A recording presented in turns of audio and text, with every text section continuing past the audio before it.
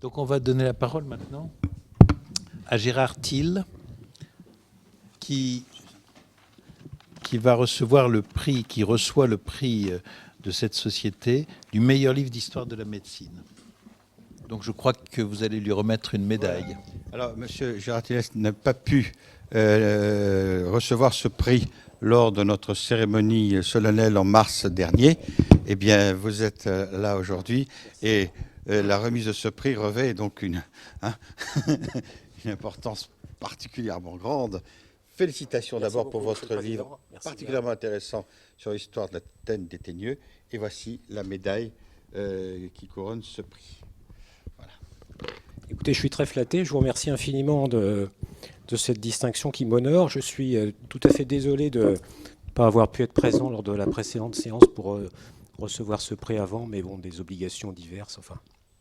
Et je voudrais également, avant de commencer à parler des Teignes, remercier des personnes absentes, mais à qui je dois beaucoup pour la rédaction de cet ouvrage, qui sont d'une part les deux des petits-fils de Saboureau, à qui je dois beaucoup en termes de documentation.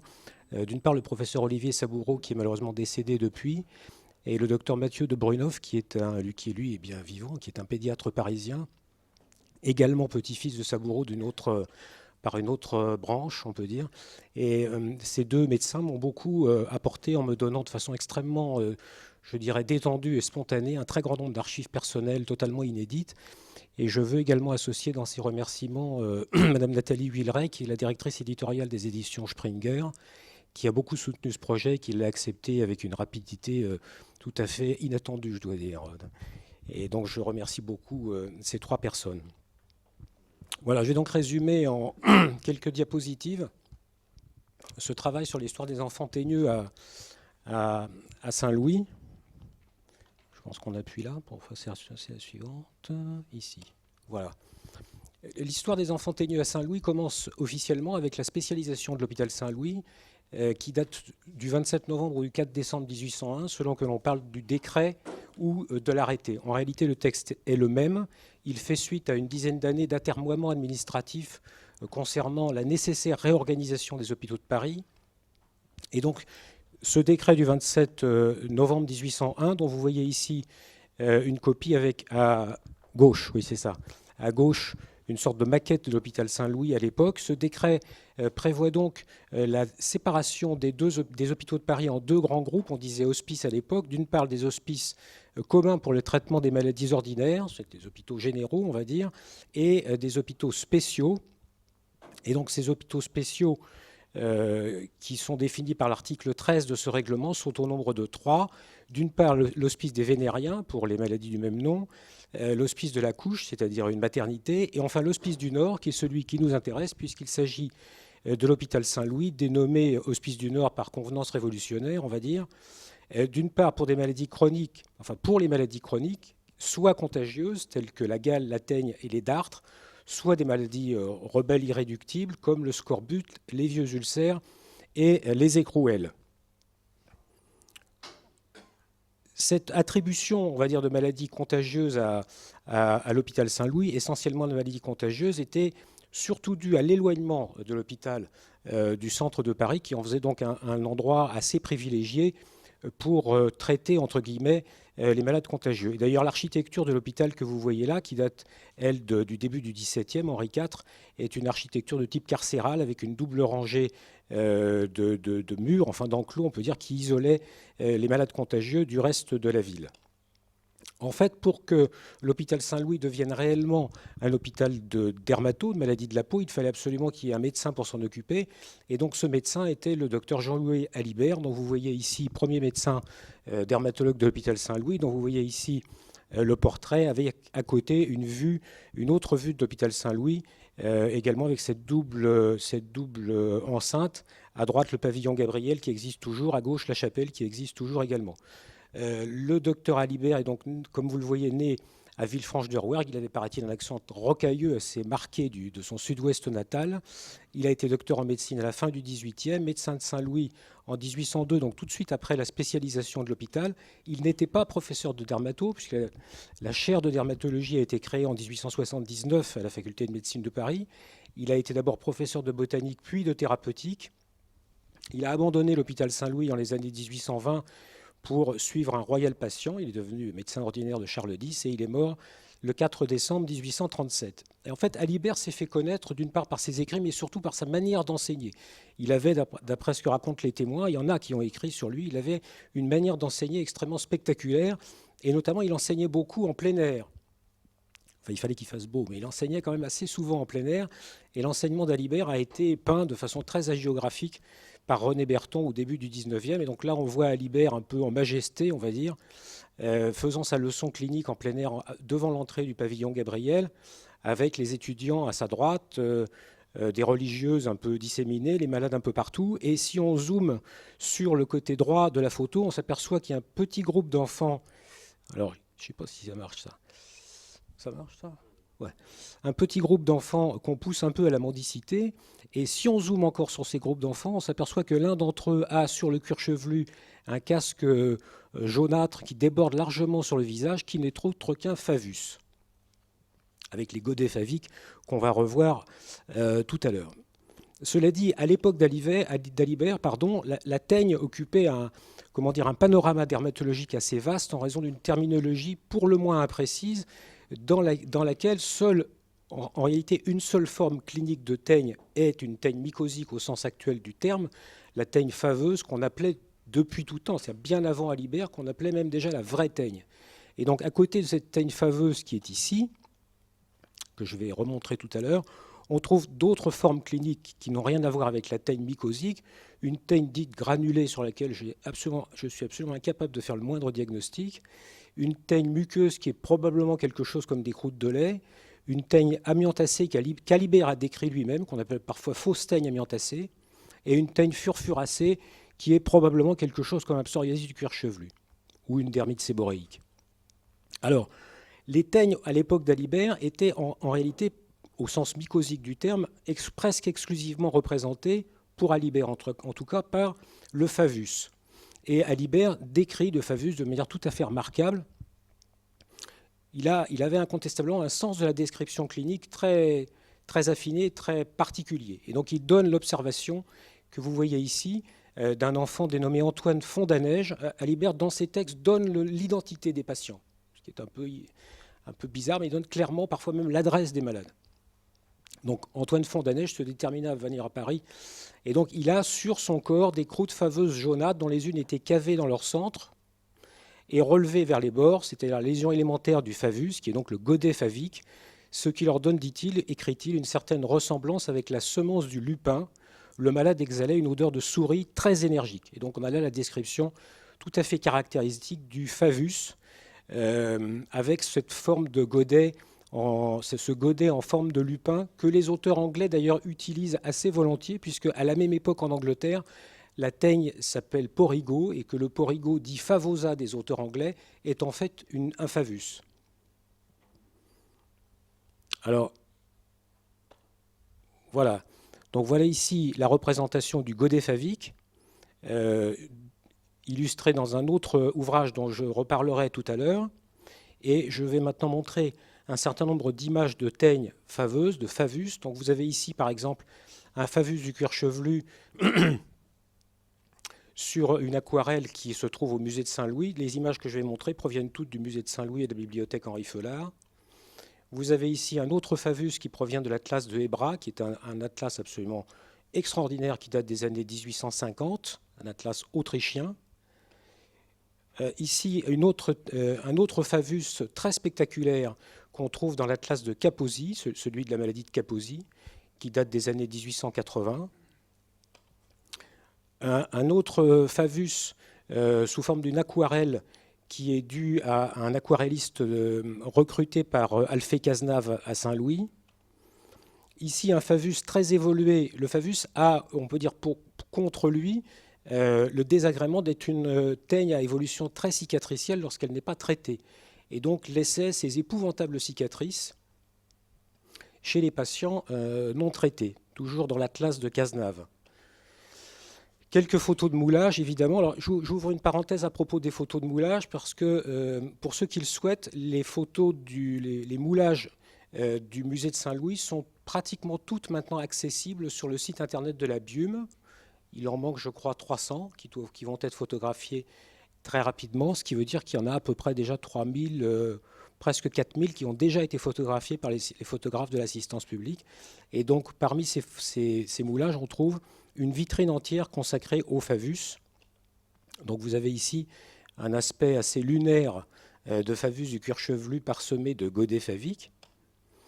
Ici, une autre manière de représenter la même maladie, ce sont les photographies extraites de l'Atlas photographique de Hardy et Montméjade de 1868. Ce sont des photographies en noir et blanc qui sont très particulières parce qu'elles sont colorées à la main. Donc vous avez ici le même genre de technique photographique, le noir et blanc coloré à la main sur un Favus. Et vous avez ici également une photographie en noir et blanc qui représente un épouvantable Favus généralisé chez cet enfant dont on imagine assez bien le calvaire à la fois physique et social que ça a pu représenter avant qu'il aille un peu mieux. Alors, à côté de ce Favus qu'Alibert a décrit, existait à la même époque une autre forme clinique de teigne qu'il n'a manifestement pas vue, qui est la teigne tondante, qui a été décrite par quelqu'un d'autre, dont je vais parler tout de suite après. Et vous avez ici à la fois, on va dire, la lésion la plus typique d'une teigne tondante et la description qui en est donnée par cet auteur. La surface de la peau ressemble à celle qu'il pourrait y avoir à la suite de l'impression subite du froid ou après le frisson causé par un sentiment d'horreur, enfin à ce qu'on appelle vulgairement la chair de poule. Alors d'autres images de cette teigne tondante sur laquelle je vais revenir, qui est une teigne beaucoup moins sévère, qui guérit spontanément à la puberté sans cicatrice.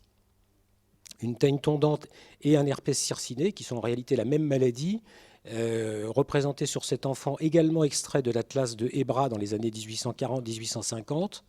Et puis 3 techniques photographiques très différentes pour représenter la même maladie. Vous avez à gauche une photographie en couleur qui est la première photographie en couleur de l'histoire de la dermatologie de 1878, avec la teigne tondante sur le sommet du cuir chevelu de cet enfant. Au centre, dans l'Atlas de Châtelain, une autre technique iconographique qui est censée représenter une teigne tondante, à vrai dire pas très évidente je trouve, mais c'est une teigne tondante sur une photographie aquarellée, c'est-à-dire c'est du noir et blanc retouché à l'aquarelle, et puis plus traditionnelle, plus proche de nous, une teigne tondante photographiée en 1921 en noir et blanc qui est au musée photographique de Saint-Louis. Comment étaient traitées les teignes dans ces années-là, entre on va dire 1800 et 1850? Plusieurs possibilités de traitement. Le premier traitement a été le plus simple, l'abstention. Pour la plupart des médecins de cette époque-là, très respectueux de la théorie ou des doctrines humoralistes, les teignes étaient un émonctoire, en réalité, permettaient l'évacuation des humeurs viciées et donc le maintien à l'équilibre de ce qu'on appelait la crasse sanguine. Et donc le mieux, c'était de ne toucher à rien pour ne pas empêcher les humeurs viciées de s'évacuer, faute de quoi ce qui aurait dû s'évacuer risquait de se reporter sur un autre organe beaucoup plus noble, et donc finalement le traitement aurait été pire que le remède. Donc le mieux était de ne rien faire, ce qui est une attitude somme toute assez sage à côté d'autres traitements beaucoup plus agressifs, et notamment l'arrachage des cheveux en masse qui était pratiqué quand Alibert est arrivé à Saint-Louis. Il le décrit de façon tout à fait typique, qui était une méthode de traitement absolument épouvantable. Il y avait une salle qui était réservée à ce traitement-là, où on entendait, paraît-il, les enfants hurler à longueur de journée. Et donc le traitement consistait à appliquer sur le cuir chevelu des enfants teigneux un emplâtre résineux très agglutinatif que l'on arrachait pratiquement d'un coup. Et donc on arrachait les cheveux malades, mais on arrachait aussi le cuir chevelu la plupart du temps. Et donc on tuait les enfants, clairement. Il est des observations d'hémorragie cutanée par arrachage de lambeaux de cuir chevelu sont publiées, sont très spectaculaires et ont abouti à la mort des enfants. À côté de cette technique, d'autres consistait à appliquer sur le cuir chevelu, avant de mettre en place directement l'emplâtre agglutinatif, une toile que l'on appliquait sur le cuir chevelu avec un fer à repasser, de façon à ce qu'elle adhère bien comme il faut, et on mettait l'emplâtre par-dessus.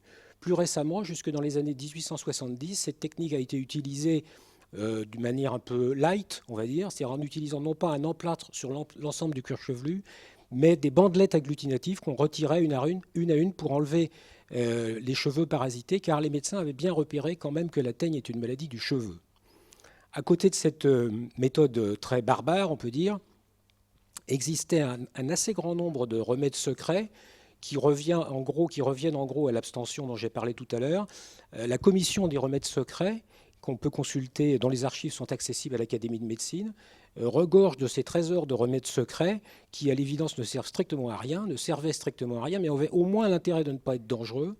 Et les guérisseurs, notamment les guérisseurs provinciaux, s'adressaient très régulièrement à l'Académie de médecine, à cette commission des remèdes secrets comme une sorte de commission d'AMM, pour avoir l'imprimature de l'Académie de médecine et donc en tirer à l'évidence un profit supplémentaire. En fait, le premier progrès dans la thérapeutique des teignes à cette époque-là vient de l'épilation des cheveux parasités qui a été réalisée, mis en place à Saint-Louis et dans d'autres hôpitaux de Paris par une famille très particulière, la famille Mahon, dont je vais parler rapidement maintenant. La famille Mahon était en fait essentiellement faite de 2 frères, et puis à peu, en plus des frères, il y a eu des gendres, parce qu'il y avait une clientèle qui était de plus en plus importante, et ces frères Mahon étaient des guérisseurs. Ils n'ont jamais été à aucun moment médecins, jamais. Mais il y avait dans les hôpitaux de Paris une tradition qui consistait à confier le traitement de la teigne aux guérisseurs. Et par exemple, à l'hôpital des Teigneux, qui est un hôpital qui, sous l'Ancien Régime, se situait à peu près à l'emplacement actuel du square du Bon Marché. Devant le Bon Marché, il y avait l'hôpital des Teigneux. Et le traitement de la teigne était là confié de tout temps à un guérisseur. Quoi qu'il en soit, les frères Mahon ont obtenu, à partir du 31 décembre 1806, de l'administration, du Conseil général des hospices, le droit d'expérimenter leur traitement dans les hôpitaux de Paris. Outre cet exercice dans les hôpitaux de Paris, ils avaient, comme on le voit sur cette affichette qu'on trouve dans les archives de l'assistance publique, une clientèle libérale où on voit qu'ils sont dits médecins spécialistes des hôpitaux de Paris. Ils n'étaient évidemment pas médecins.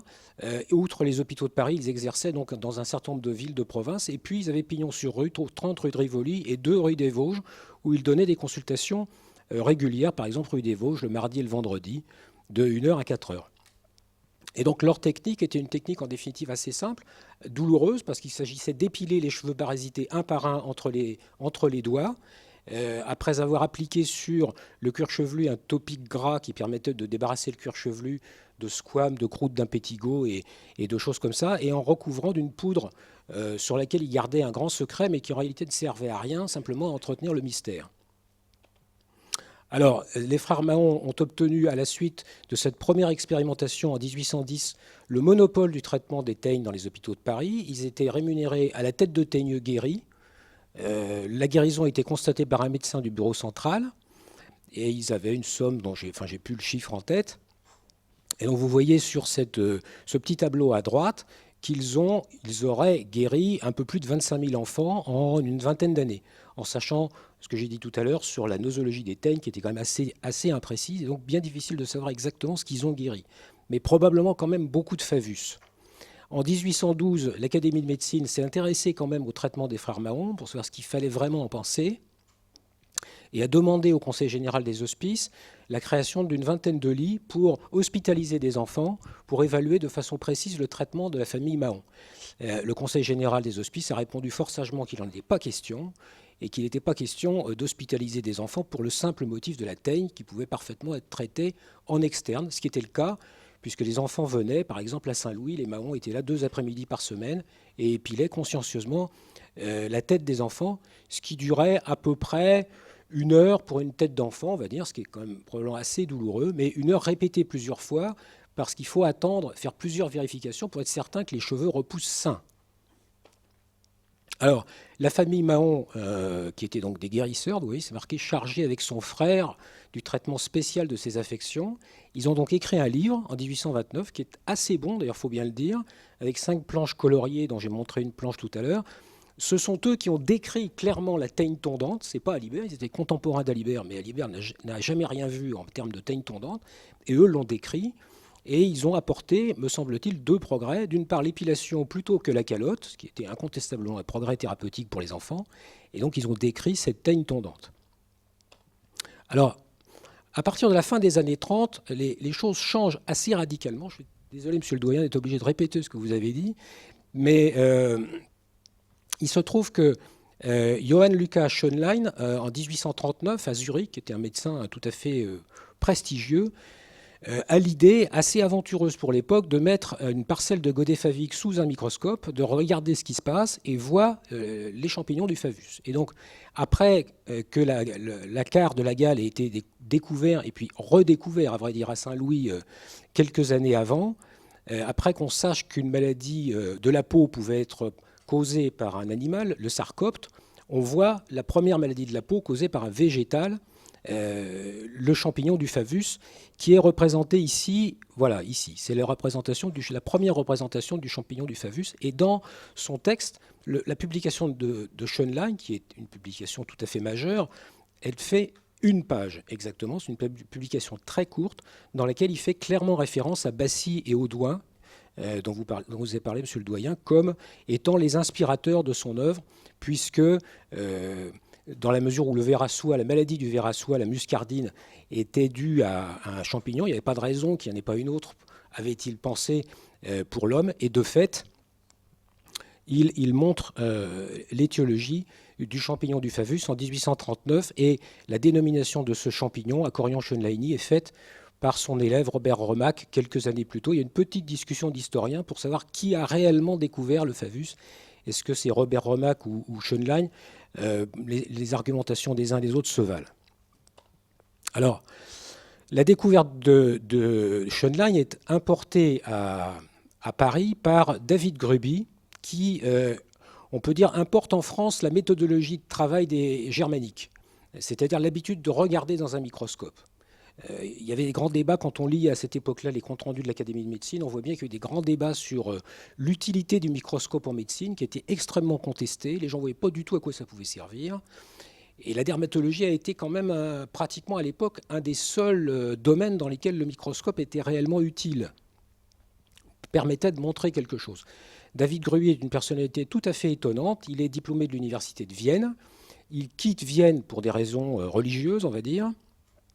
Il arrive à Londres. De Londres, il vient à Paris et il parvient à trouver un poste à l'hôpital des enfants trouvés dans un service de pédiatrie, et il s'intéresse, il continue les travaux qu'il avait commencés à Vienne, continue à regarder dans un microscope, confirme la découverte de Schönlein, décrit le champignon du muguet buccal. Là encore, il y a une petite divergence pour savoir si c'est lui ou un autre, mais enfin bon. Décrit également en 3 ans le champignon du psychosis, décrit 2 champignons différents dans 2 formes de teignes tondantes différentes, avec toutefois une petite erreur, car l'une des teignes tondantes de Gruby, en fait, porte le nom de la pelade. Il l'appelle Porigo decalvans, qui en réalité est le nom donné quelques années avant par un auteur anglais et qui désigne clairement une pelade. Et cette confusion est assez grave parce qu'elle a fait croire longtemps que la pelade était une maladie mycosique contagieuse et nécessitait le même traitement que les teignes. Alors, le travail de Gruby est diversement accepté, il faut bien dire. Gruby est une personnalité à l'époque marginale, qui est très en dehors de Saint-Louis, qui n'est pas médecin des hôpitaux, et donc on le croit ou on ne le croit pas, mais c'est plutôt on ne le croit pas, on va dire. Et en particulier parmi ceux qui ne croient pas du tout à l'utilité du microscope, on peut citer Alphée Cazenave, qui était médecin des hôpitaux de Paris, fondateur du premier journal français de dermato, médecin de Saint-Louis, et qui considérait ce que disait Gruby comme des illusions de la micrographie et des rêveries allemandes. Il a persisté dans cette erreur toute sa vie, on peut dire, Cazenave. Mais à l'opposé de Cazenave se trouve Ernest Bazin, qui lui accepte les travaux de Gruby et de Schönlein. Bazin avait eu un rôle tout à fait déterminant dans la gale, notamment, et donne du coup la première définition moderne des teignes en indiquant qu'il ne peut pas y avoir de teigne sans champignons, comme il ne peut pas y avoir de gale sans sarcopte. Donc confirme les travaux de Gruby. Malheureusement, intègre lui aussi la pelade dans les teignes et obtient, à partir de 1853, de l'administration, la création d'un dispensaire et d'un service pour enfants teigneux à Saint-Louis. Et donc les enfants teigneux sont hospitalisés. Le traitement Mahon, du coup, cesse, on va dire, peu à peu, puisque les médecins commencent à s'intéresser vraiment au traitement des teignes après les avoir abandonnés aux guérisseurs. Bazin considère que dès l'instant où on a trouvé des champignons dans la partie intra-épidermique du poil, c'est une affaire de médecin et c'est plus une affaire de guérisseur. Et donc propose d'épiler les enfants comme le faisaient les frères Mahon, mais non plus entre les doigts, mais avec une pince, et de recouvrir le cuir chevelu de topique mercuriel, qui était, on peut dire, le traitement parasiticide par excellence de l'époque. Cela dit, un problème persistait, c'est celui de l'interruption de la scolarité, puisque les enfants étaient contagieux.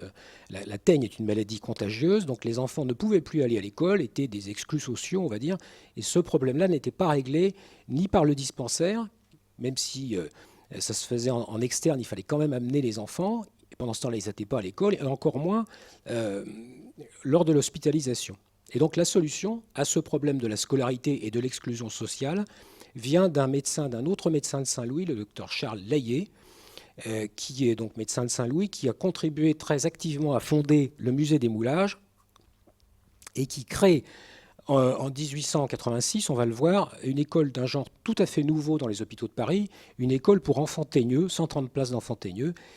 Ceci s'intègre naturellement dans la loi Jules Ferry de mars 82 sur l'obligation d'instruction primaire, puisque les enfants teigneux avaient droit, comme les autres, et devaient avoir une instruction primaire. Et donc l'idée de Layet et du directeur de l'assistance publique de l'époque était de conjuguer les deux, c'est-à-dire de mettre en place une école pour enfants teigneux en demi-pensionnat, d'abord en demi-pensionnat, dans laquelle on pouvait soigner les enfants et en même temps les éduquer. École primaire d'abord de 130 places, donc cette école existe toujours. Évidemment, elle n'a plus la même fonction, mais le bâtiment existe toujours. Vous voyez, c'est un bâtiment assez massif. À gauche, c'est une vue de l'intérieur de Saint-Louis. À droite, c'est l'entrée de l'école des teigneux, vous voyez, garçons-filles. Alors, comment ça se passait, le traitement des... Donc, il y avait des instituteurs qui étaient payés par l'équivalent de l'éducation nationale, qui faisaient la classe toute la journée, et des médecins et des infirmiers qui s'occupaient des enfants. Donc, on leur savonnait le cuir chevelu, on leur coupait les cheveux assez courts, ou on les rasait parfois. On mettait, comme je l'ai dit tout à l'heure, un certain nombre de corps gras pour débarrasser le cuir chevelu de croûte d'impétigo, parce que c'était très fréquemment surinfecté. On épilait les cheveux parasités à la pince. Là encore, était un gros travail qui nécessitait plusieurs épilations. On appliquait par-dessus, vous allez voir une photo tout à l'heure, donc ces topiques dits parasiticides, essentiellement mercuriels, parfois iodés, parfois des topiques irritants, essentiellement de l'huile de croton, du pétrole ou de la chrysarobine, qui aboutissaient en gros à faire une sorte de psychosis, c'est-à-dire une surinfection bactérienne de la teigne qui aboutissait à l'expulsion spontanée du cheveu. Alors la durée moyenne de traitement était évidemment très longue. C'était, on va dire, jusque dans les années 90, 1 an et demi de traitement pour soigner une teigne, parce que, comme je l'ai dit, il fallait réépiler, épiler et réépiler un très grand nombre de fois, attendre plusieurs mois pour être sûr que les cheveux repoussent sains. Donc tout ça prenait très longtemps. Et puis, à partir de 1890, Quinco, qui a été un des chefs de service de Saint-Louis, qui a pris en charge l'école des teigneux à cette époque-là, met au point une méthode un peu particulière de rasage des cheveux qui aboutit à diminuer de façon assez nette quand même la durée de traitement, environ 5-6 mois. Ça reste long quand même, mais pendant ce temps-là, les enfants vont à l'école. Et puis un traitement général qui est assez fréquemment cité, mais en définitive pas très utilisé, c'est l'acétate de thallium, qui est un métal lourd qui aboutit à qu'on utilisait pour traiter les sueurs des tuberculeux, et qui aboutit assez rapidement à une alopécie diffuse, mais qui a le gros inconvénient d'être extrêmement néphrotoxique. Donc quand même assez peu utilisé, mais utilisé quand même, pour soigner une maladie bénigne qui guérit spontanément, la teigne tondante. Alors l'école Layet, voilà comment ça se présentait. Donc vous avez ici une classe assez typique, Troisième République, avec les cartes de géographie partout, les enfants teigneux avec la blouse, le tissu sur le cuir chevelu qui probablement permettait d'imbiber les lotions mercurielles et iodées. Et puis à droite, dans la cour, quelques enfants teigneux. Il y a des descriptions de cette école qui sont tout à fait faciles à lire, enfin dans des bouquins très accessibles. L'épisode suivant, c'est l'épisode Saboureau. L'épisode Saboureau, c'est vraiment l'âge d'or des teignes. Saboureau a été un personnage considérable dans l'histoire des teignes parce que, on peut dire, en réduisant à peine le champ de son activité, on peut dire qu'il s'est occupé quasiment que de ça. Donc Saboureau est né à Nantes le 24 novembre 1864, il est mort à la veille de la guerre le 4 février 1938. Et vous avez ici un portrait de Saboureau par Nadar. Alors Saboureau a eu 2 maîtres dans sa vie de médecin. Il a eu comme maître des gens assez prestigieux tout de même, Émile Roux et Ernest Beignet. Il a été l'élève d'Émile Roux à l'Institut Pasteur, élève de ce qu'on appelait alors le Grand Cours d'Émile Roux, qui était un endroit absolument extraordinaire où les gens qui voulaient apprendre la médecine moderne venaient apprendre à l'Institut Pasteur. Tous les cours se faisaient en français, il y avait beaucoup d'étrangers, tout le monde parlait français.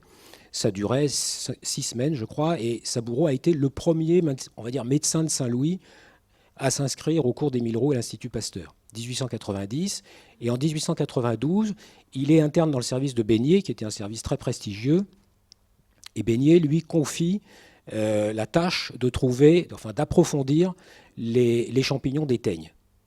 Ce qu'il fait avec un peu d'hésitation au début. Enfin, il n'est pas enthousiasmé par l'idée, parce qu'il avait dans l'idée de chercher le microbe de la syphilis. Mais Beignet lui dit, mon pauvre ami, vous perdez votre temps, c'est Dieu qui nous l'envoie, la syphilis, donc ne vous embêtez pas avec ça, occupez-vous plutôt des teignes. Et donc, il va là de surprise en surprise et fait des découvertes absolument extraordinaires. En 1894, il soutient sa teigne, les trichophycies humaines, il est chef de laboratoire dans le service Fournier.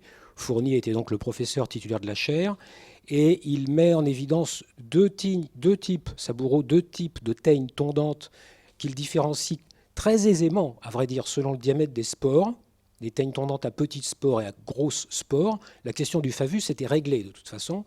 Et d'autre part, il met en évidence la pluralité des formes à grosses spores, ce qui aujourd'hui paraît un peu finalement inutile, mais à l'époque, les médecins étaient persuadés qu'il n'y avait qu'une seule sorte de spore dans l'ensemble des différentes teignes tondantes. Et surtout, il établit des corrélations entre la clinique, l'aspect clinique de la teigne et ce qu'on va voir au microscope. C'est décrit de façon extrêmement pédagogique, c'est très très clair, et donc les médecins contemporains de Saboureau retrouvent ça sans aucune difficulté. Ils le disent d'ailleurs, et il établit d'autant plus de différenciation entre les différentes espèces de spores qu'il invente un milieu de culture, il n'y en avait pas, un milieu de culture qu'il appelle le milieu des preuves, et que depuis, dans le monde entier, on continue d'appeler le milieu de Saboureau. Et il publie en 1910 un livre considérable d'1 millier de pages, intitulé « Les teignes », dans lequel il raconte tout ce qu'il a fait et tout ce qui a été fait avant lui sur ce sujet. Il est nommé en 1897, grâce à son prestige national et international, directeur du laboratoire municipal des teignes à l'hôpital Saint-Louis. Il a, donc vous voyez ici un portrait de Saboureau, et c'est une peinture de Othon Friès, qui était un élève de Braque. Et il est à ce poste de directeur extrêmement contesté, à vrai dire, Saboureau, car ce poste est l'équivalent d'un poste de médecin des hôpitaux sans en avoir le titre, et surtout sans être passé par le concours du médicat des hôpitaux. Et donc ça se passe assez mal, à vrai dire, avec les médecins des hôpitaux de l'époque. Mais enfin, ce laboratoire municipal est une création municipale, ce n'est pas l'assistance publique, c'est la ville de Paris qui lui a donné le poste. Et il est soutenu de façon très active par le directeur de l'assistance publique, ce qui lui permet de rester en poste. L'hôpital d'abord de 130 lits, on va dire, s'agrandit. Un deuxième bâtiment est créé dans un autre endroit de l'hôpital Saint-Louis. La teigne devient, pour les médecins de l'époque, qui sont hantés par l'hygiénisme, par la contagion, par la destruction de l'espèce humaine, par les microbes, la teigne devient une véritable obsession. Et Saboureau est littéralement obsédé par cette teigne, et la ville de Paris aussi. Et donc, on a maintenant un hôpital de 300 lits et places, un hôpital de teigneux de 300 lits et places à l'hôpital Saint-Louis. L'autre révolution thérapeutique découle de la découverte en 1895 par Röntgen des rayons X. Les premiers effets cutanés, on va dire, des rayons X apparaissent assez rapidement, pas tellement chez les malades, mais plutôt chez les manipulateurs, on va dire, radiothérapeutes qu'on appelait alors des électriciens, et on observe 2 ans après les premières radiodermites. En dermatologie, la première indication est celle d'un névus pileux, qui, j'ose pas dire bénéficie, mais qui est traité par 12 séances de 2 heures chacune de radiothérapie pour faire disparaître ce névus. Et donc les observateurs s'aperçoivent que non seulement le névus disparaît, mais les poils tombent. Et donc en déduisent que c'est sans doute utile pour traiter les teignes. Et de fait, le traitement des teignes devient une indication de la radiothérapie au Congrès international de dermato qui se tient en 1900 à Saint-Louis, précisément, à côté du lupus tuberculeux et d'autres pathologies, des cancers, mais les teignes ont une très bonne place. Les médecins, et dont Saboureau à Saint-Louis, se saisissent donc très rapidement de cette opportunité pour traiter les enfants teigneux, diminuer la durée de séjour et faire en sorte que les traitements soient moins douloureux. Ce qui est vrai d'ailleurs, les durées de séjour diminuent et les traitements sont moins douloureux. Et donc Saboureau crée un service de radiothérapie à Saint-Louis avec son assistant, Henri Noiret, qui est lui aussi médecin, qui était un bricoleur assez génial. Saboureau, lui, comme les médecins de son époque, ne connaît strictement rien à la radiothérapie, ni aux rayons X. Mais apparemment, il apprend assez vite, enfin il apprend ce qu'il peut apprendre assez vite. Et donc on lui confie la direction dans l'école des Teigneux de ce laboratoire de radiothérapie. Donc vous voyez ici deux photos avec un tube de rayons X, les 3 électrodes qui sont posés sur le cuir chevelu pour délimiter les zones à irradier. Et les enfants teigneux qui sont irradiés. Cette irradiation, elle avait plus d'intérêt, plus d'efficacité sur les teignes tondantes que sur le favus, car le favus est à cause du godet favique dans lequel les filaments mycéliens sont très très nombreux, le godet favique était apparemment très difficile à détruire par la radiothérapie. Ce qui était le contraire avec l'épilation qui enlevait facilement les cheveux faviques et pas très facilement les cheveux de teigne tondante qui se cassent aisément. Alors en réalité, le problème essentiel de la radiothérapie à l'époque de Saboureau, c'était celui de la dosimétrie, c'est-à-dire savoir quelle quantité de rayons X il faut délivrer sur une tête d'enfant teigneux pour que ça repousse, pour que les cheveux sains repoussent et que ça ne laisse pas à la place une alopécie cicatricielle, parce que sinon ça n'a pas tellement de sens. Et donc cette dosimétrie se fait de manière extrêmement empirique, on va dire, par comparaison de couleurs, tout simplement. Et donc il y a plusieurs appareils qui sont mis au point à cette époque-là, entre d'une part, on va dire des nuanciers, avec des couleurs préétablies qui correspondent à une certaine quantité de rayonnement délivré, et puis le même dispositif qui est posé sur la tête de l'enfant ou à côté de la tête de l'enfant. Et donc quand on arrive à obtenir la même couleur, ce sont des couleurs qui sont faites à l'aquarelle, Saboureau l'écrit très, très clairement, quand on arrive à obtenir la même couleur, eh bien on considère que la quantité de rayonnement qui permettra de détruire les cheveux sans les empêcher de repousser, eh bien que cette quantité de rayonnement est atteinte. Et donc on arrête la machine. Donc il y a trois méthodes, 2 méthodes françaises, une méthode allemande. La méthode allemande de Holzknecht est assez perfectionnée, on va dire, pour l'époque. Et là, pour les Français, le gros inconvénient d'être allemande quand même. Voilà. Donc Saboureau crée avec son assistant Noiret un radiomètre X qui repose sur une comparaison de couleurs. C'est assez difficile à lire, ils le disent eux-mêmes d'ailleurs, parce que la lecture, en fait, doit se faire quasiment dans l'obscurité. Puisque dès qu'on met la lumière du jour, la pastille exposée au rayonnement change de teinte, elle revient à la teinte initiale. Et du coup, on n'y comprend plus rien. Voilà donc comment ça se passe, en tout cas par la méthode Saboureau, mais il y en a d'autres. Donc voilà 3 champs qui sont délimités pour l'irradiation. On irradie successivement les 3 champs en protégeant les 2 autres par des plaques de plomb et on obtient 25 jours, donc à peu près 3 semaines après l'irradiation, on obtient une dépilation des zones parasitées. Alors les repousses selon le traitement, enfin les résultats du traitement selon les médecins de l'époque sont absolument spectaculaires, puisque la repousse complète est obtenue en 4 mois, la repousse de cheveux sains. Les effets secondaires, on en parle à peine. Saboureau considère que les enfants n'ont même pas un mal de tête. Quelques radiodermites de temps en temps, quelques céphalées, des alopécies définitives très rarement. Avantage pour l'administration, substantiel, diminution des coûts de traitement, diminution des durées d'hospitalisation, donc fermeture de lit. Et très rapidement, l'école des Teigneux devient désertifiée et remplacée par un service de chirurgie pédiatrique dans les années 1910-1920. Alors pour ce qui est des effets secondaires, en revanche, ils sont très nets chez les médecins, ceux qui manipulent les rayons X, qui sont victimes de radiodermite, de cancer, et dont certains laissent leur vie. On va dire, Henri Noiret, par exemple, est mort d'un carcinome malpigien métastasé à la suite d'avoir manipulé pendant des années et des années les rayons X, sans protection. Voilà, donc j'en arrive à la fin de ce survol extrêmement rapide sur l'histoire des teignes qui n'est pas tout à fait achevé si on tient compte des effets secondaires de la radiothérapie. Donc cette radiothérapie des teignes, elle a été employée couramment à Saint-Louis, mais un peu partout dans le monde, en tout cas dans les endroits où il y avait des appareils de rayons X, jusque dans les années 1850, où elle a été fort heureusement remplacée par la vraie solution, ce que Saboureau appelait la solution rêvée du problème. La vraie solution rêvée, c'est la griséofulvine, qui a commencé à être utilisée au début des années 50. Sa découverte date, je crois, de 1938, et qui donc a apporté une solution radicale, sans danger, efficace, au traitement des teignes. En France, la première revue générale est publiée dans les Annales de Dermato en 1960 par l'équipe de M. Degosse. Et les ennuis pour les enfants teigneux commencent à apparaître à peu près à la même époque, dans les années 1950, en France notamment. On publie les premières observations d'épithélioma cutané du cuir chevelu liées à des irradiations faites 20 ou 30 ans plus tôt, On publie en 1966 les premières observations de leucose et de tumeurs cérébrales dues au même problème. Ce sont des publications qui ne sont pas françaises cette fois-ci. Et en réalité, les études les plus intéressantes, alors je m'éloigne un peu de Saint-Louis et même de la France, sont des études israéliennes. Car en Israël, le problème de la teigne a été un véritable problème de santé publique et le demeure sous un autre aspect.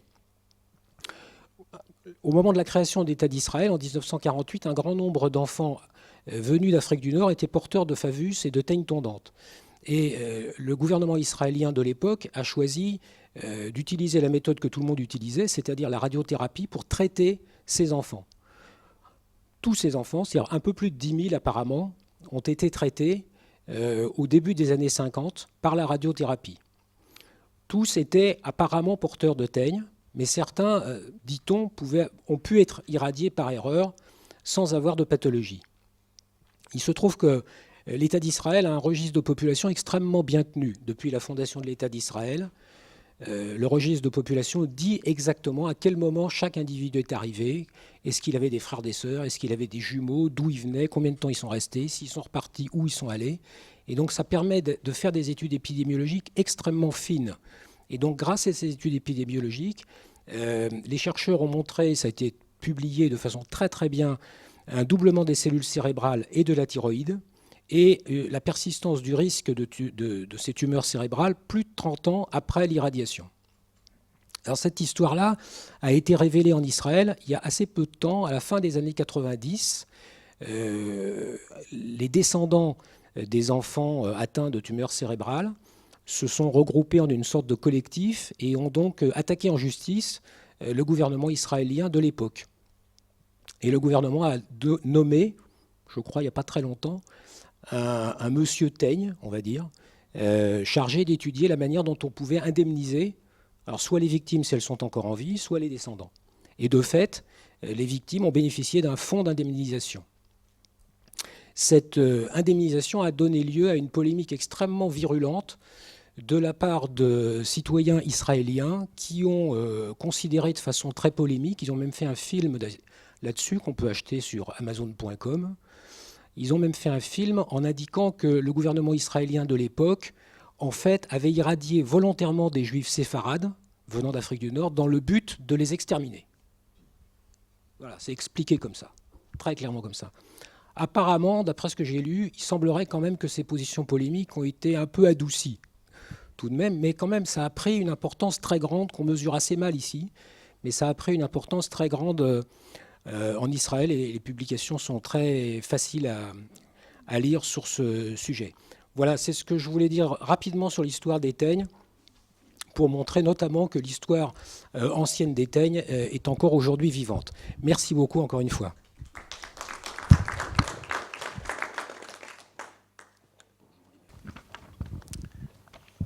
Il n'y a pas eu d'études en France sur les conséquences de la radiothérapie Alors, à vrai dire, on m'a posé la question, et donc, du coup, j'ai cherché, et en fait, non.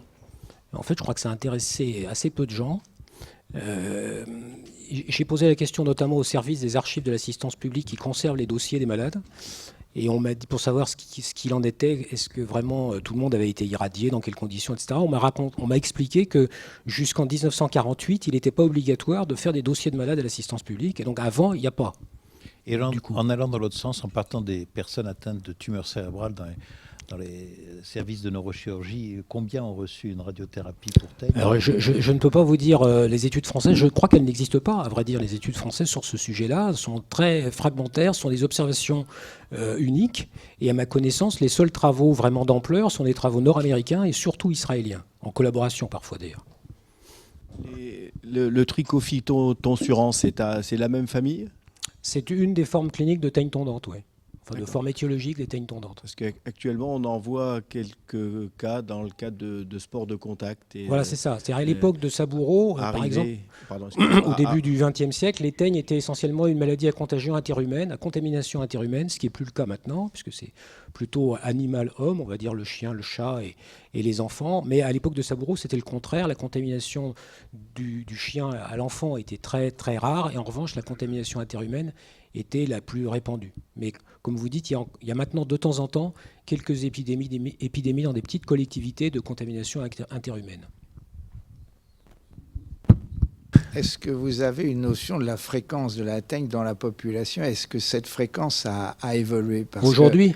Non, à cette époque. Parce que, initialement, comme vous l'avez dit, en particulier au XVIe ou au XVIIe siècle, il y avait un hôpital qui était réservé aux teigneux, qui se trouve à côté du marché. Du Bon Marché. Du Bon Marché et du marché Saint-Germain. C'est ça. Et on a peu d'informations, d'ailleurs, sur cet hôpital. Moi non pourquoi plus, tout d'un coup, à la fin de la Révolution, en 1802, on crée cet hôpital? Est-ce qu'il y a un changement dans la fréquence de la maladie? Est-ce que c'est la Révolution, tout d'un coup, qui s'intéresse à une maladie dont on s'intéressait avant, mais relativement peu? Pourquoi tout d'un coup, en 1902, on crée cet hôpital? Alors c'est un peu... Et qu'est-ce qui est devenu l'autre, d'ailleurs? Qu'est-ce que sont devenus les enfants? Pour commencer par la fin, je ne sais pas ce qui est devenu l'autre. Pour ce qui est du début de votre question, je crois que les teigneux ont été hospitalisés à Saint-Louis à partir de 1801-1802 en raison de la situation géographique de l'hôpital en dehors de la ville, assez loin du centre de Paris, hôpital d'enfermement traditionnellement réservé aux contagieux. Le nombre de patients qui ont consulté à Saint-Louis a augmenté de façon très rapide à cause ou grâce à Alibert, comme on voudra, parce qu'il s'en occupait. Donc dès l'instant qu'il y a quelqu'un pour s'en occuper, souvent les gens viennent. Donc ça peut expliquer. Ensuite, pour ce qui est du nombre en valeur absolue des teigneux, à l'époque d'Alibert, c'est vraiment difficile d'avoir confiance dans les chiffres parce que la nomenclature des teignes et même la nosologie des teignes est très très confuse. En revanche, au temps de Saboureau, donc au début du XXe, là on voit bien qu'il y a à l'évidence une dramatisation de la maladie. Et Saboureau, comme ses assistants, considèrent que le nombre de teignes augmente de façon extrêmement inquiétante. Considère que la teigne, dont pourtant tout le monde savait qu'elle guérissait spontanément, considère que la teigne est plus grave que la syphilis, ils l'écrivent, maladie sournoise qui se répand sans qu'on s'en rende compte, etc., qui jette les enfants à la rue. Donc il y a tout un discours social de dangerosité des classes ouvrières qui traînent dans la rue et qui rend encore plus grave d'une certaine façon la teigne. Et Saboureau lui-même a été très imprégné par les théories de Darwin, de la sélection et de la menace que les germes, que les microbes font peser sur le genre humain. Et de ce point de vue-là, pour lui, on va dire presque tous les moyens sont bons pour détruire la teigne. Une toute dernière question. Oui, c'est à propos de la radiothérapie. Je me souviens que quand j'étais interne dans les années 60, il y avait un abus général de la radiothérapie, par exemple dans les angiomes importants de la face. Allez, radiothérapie. Et puis, lorsque sur une image radiographique du thorax, on trouvait une hypertrophie thymique, oh, alors là, il y avait une excitation en oblique antérieure gauche, etc. Et on liait les troubles respiratoires à cette hypertrophie thymique. Et on faisait une radiothérapie. C'est complètement aberrant, parce que ça entraînait, bien entendu, mais on ne sait pas le nombre, des cancers thyroïdiens. Donc il y a eu cette période d'engouement très étrange, parce qu'en effet, les pionniers, pour beaucoup, étaient morts de cancer, d'amputation des membres, et malgré ça, il n'y avait pas cette crainte de la radiothérapie, qui a cessé dans les années 70. Mais ça a duré longtemps, comme chez les teigneux.